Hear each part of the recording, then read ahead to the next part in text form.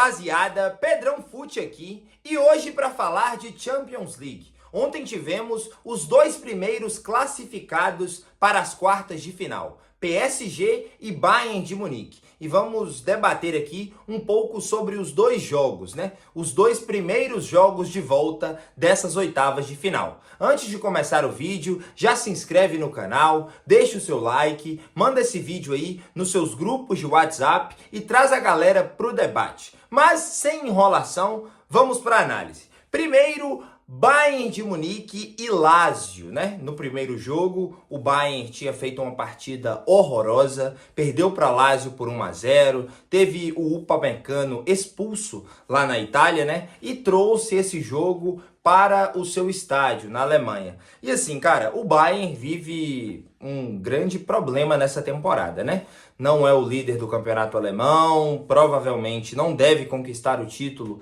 depois de 10 anos, vem tendo atuações bem abaixo da média do que a gente está acostumado com o Bayern de Munique, o Thomas Tuchel que volta e meia briga com algum atleta, enfim, tá uma grande bagunça. E eu tava bem assim, ansioso para esse jogo, para ver o que a Lazio faria, mas não teve como, né? O Bayern dominou e assim, não quer dizer que o Bayern vence por 3-0 ontem, né? Vou falar um pouco aqui sobre cada gol, mas assim, não é um parâmetro essa partida, tá? O Bayern continua problemático, acabou de empatar na última rodada do campeonato alemão contra o Freiburg.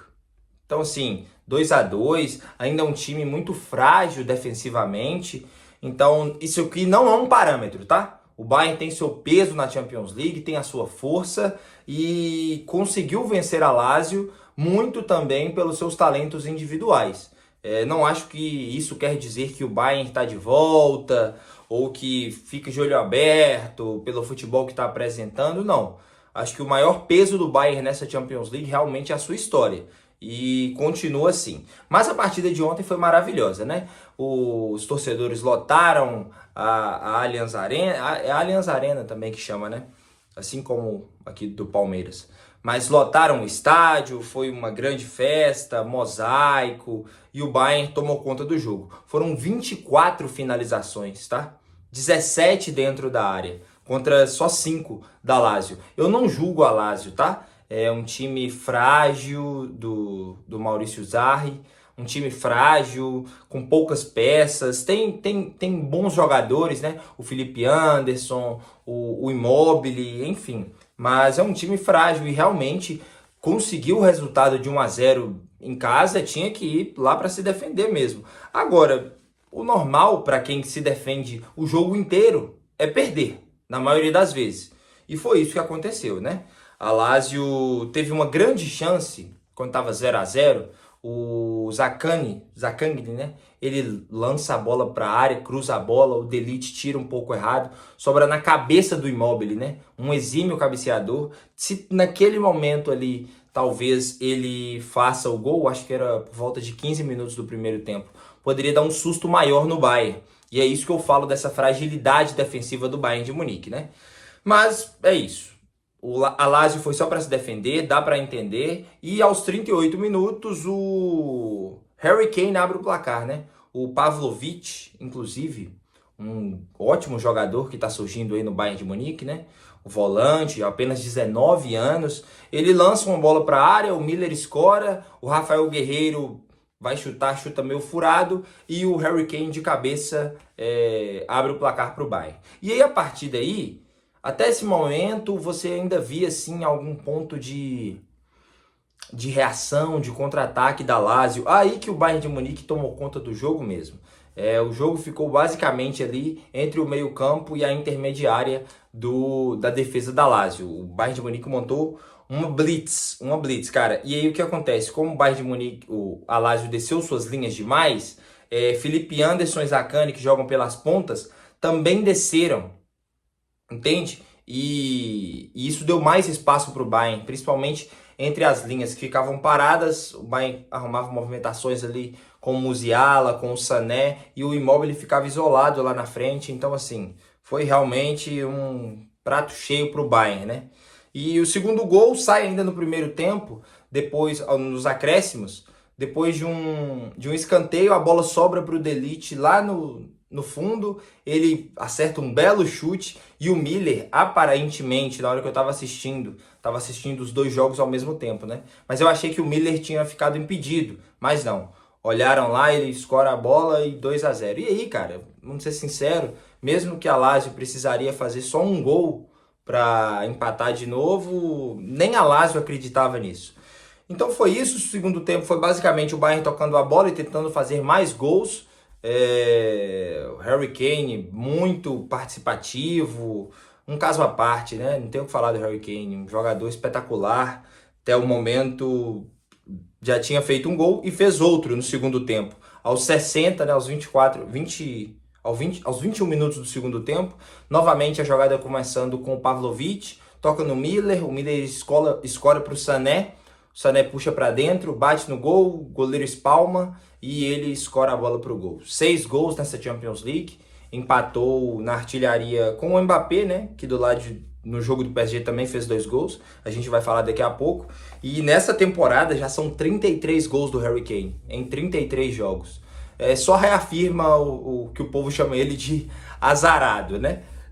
Porque agora talvez a maior chance de título do Bayern nessa temporada seja na Champions League. Enfim, meu grande comentário aqui sobre o Bayern, que tinha que vencer mesmo o 9º colocado do campeonato italiano, é que não fez mais que a sua obrigação, na verdade, né? A grande surpresa foi o que aconteceu na Itália, o Bayern ter perdido. Mas não acho que muda o patamar do clube, acho que a temporada continua ruim e o futebol só foi bem apresentado porque é um time muito abaixo e que não pressiona, né, as fragilidades do Bayern. O futebol alemão, mesmo os times mais fracos, dão mais trabalho defensivo para o Bayern do que a Lazio. Enfim, é isso, o Bayern classificado e vai depender das suas individualidades na próxima fase, com certeza. Segundo jogo foi o PSG e a Real Sociedad. Cara, um pouco parecidos os dois jogos, tá? Eu achei os dois jogos até um pouco chatos, principalmente no segundo tempo, porque os times, a Lazio e a Real Sociedad, respectivamente, não tiveram força ou coragem para reagir. O PSG dominou o jogo desde o primeiro minuto, diferente do Bayern. O segundo jogo foi na casa da Real Sociedad, que tinha perdido o primeiro jogo por 2-0, então você imaginava que a Real Sociedad viria para cima, né? Não foi o que aconteceu. PSG dominou, faltou perna, faltou coragem para a Real Sociedad, que realmente está vivendo um momento, assim, como eu diria, não tão comum, né?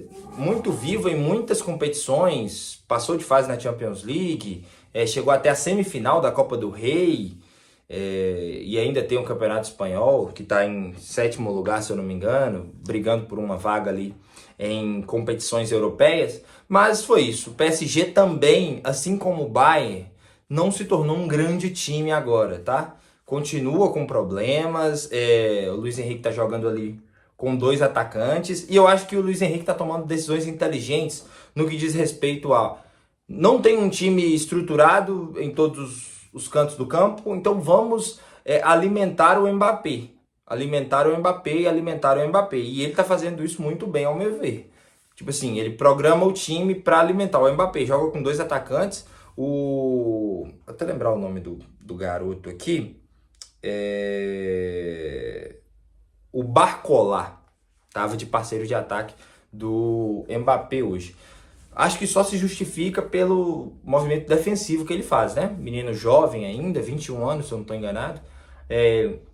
Mas em termos de qualidade, tô com a boca cortada aqui, tá, gente? Jogando futebol. Mas em termos de qualidade, não entendo as preferências do Luiz Henrique por deixar o Gonçalo Ramos no banco. Acho que mais por esse retorno defensivo mesmo, que não existe do Mbappé. Mas o primeiro gol foi uma carregada de bola do Dembélé, que fez uma partida bem abaixo, tá? Mas deu essa assistência. Para quem não assistiu, né, viu a assistência do Dembélé, que tá jogando de 10 agora, nesse esquema do Luiz Henrique. Ele dá um passe pro Mbappé e aí aquela, né? Mbappé recebe, finge que vai chutar, chuta lá no canto contrário do goleiro e... até fura a rede, tá? A propósito, se você não assistiu o jogo, A bola não passa direto, mas na hora que bate, tira a rede da trave. Até demorou um tempinho lá para resolver isso, mas o PSG tá jogando dessa forma, né? Dois atacantes, o Dembélé ali de camisa 10, de armador do time, né? E os dois volantes mais recuados. Acaba o primeiro tempo, 1-0 pro PSG mesmo, Real Sociedade sem levar assim nenhum perigo, cara. E no segundo tempo, lá para os 56 minutos, vem o 2-0 já aí com o Lee, né, entrando no lugar do Barcola, o coreano, jogando ali do lado do Mbappé no ataque também, mas ele estava um pouco mais recuado nessa jogada, uma tabela acho que com o próprio Dembélé, lança pro Mbappé e aí na cara do gol, aquela jogada clássica, né? Que o goleiro acha que ele vai mandar no canto de lá e ele bate assim no canto contrário. Tá até comemorando assim. Cara, é muito difícil, deve ser muito difícil não gostar do Mbappé como jogador de futebol, né?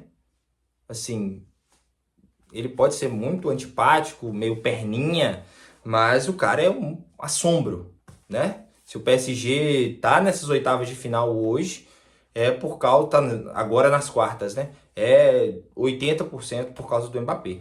Um jogador assim fora da curva, vai fazer um estrago no Real, muito provavelmente.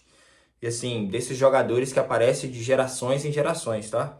O Mbappé, toda a chatice dele não justifica a falta de admiração. Ele já é um gigante da bola. E a Real Sociedade lá no final do jogo, uma tabela do Cubo com o Turientes, chuta o Donnarumma espalma, mas assim, a gente já tá falando aí de conferir aqui o tempo, 88, né? 43 do segundo tempo.